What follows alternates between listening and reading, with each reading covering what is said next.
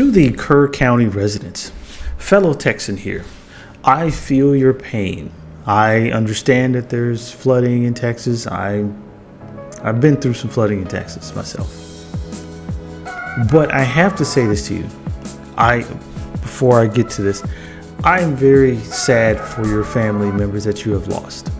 Loss of life is never good, and that is unfortunate. But what I can say is when people try to give you money, Barack Obama, Joe Biden, and you thumb your nose at it and say that the people, if your own elected officials take that money, they are traitors and you didn't want the money, and threaten them with voting against them for trying to save your life, that's kind of your fault.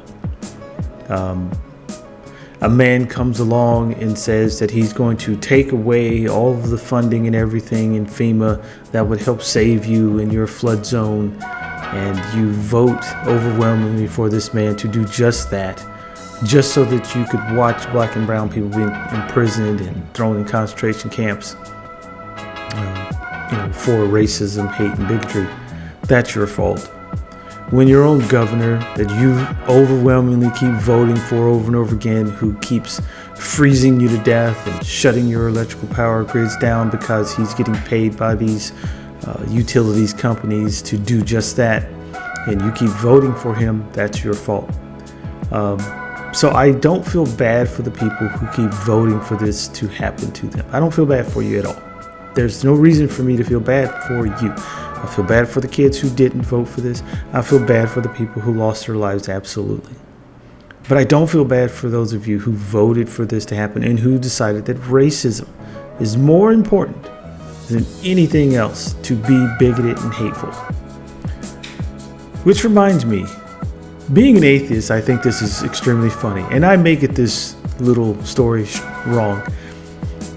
I had heard a joke once about flooding somewhere, and what had happened is a massive flood. This person got stuck on a roof, and I'm going to paraphrase a lot of this, and boat comes along, they say no, don't want the boat.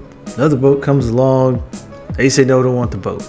Then a helicopter comes along and they say no, Jesus is going to save me. And finally the person drowns, and they go to heaven, and when they get there, they're asking God, whoever, and he says, man, what the fuck? I prayed for you to come save me. Why didn't you save me? And their invisible imaginary friend says to them, well, what the fuck's wrong with you? I sent you 2 boats and a helicopter. Yeah, people keep sending you the boats and the helicopters, and you keep doing this to yourselves.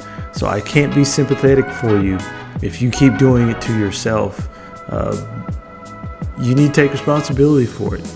Maybe you should change your ways. Maybe you should stop voting with your racism and wanting to die on the hill of racism, hate, and bigotry. Because none of us are going to make it through this BS alone. We need each other. All of us do. You should probably drop that white supremacist, racist hate, because it's not going to help you. If you're not aware right now that it's not helping you, if this isn't proof in the pudding that your bigotry and hate and racism isn't helping you, I don't know what to do for you. I will keep doing my best to make these videos, even though they may hurt your feelings, which I don't give a shit. If I hurt your feelings and it changes your mind and makes you look and stop and go, man, I'm doing something wrong here. Please, you need to change your minds about how you see people, how you treat others. Make a change, because if not, this is what's going to keep happening. If you keep voting against your own best interests, just so you can die on the hill of racism, hate, and bigotry, this is what you'll keep getting. Because after a while, there won't be any more boats or helicopters.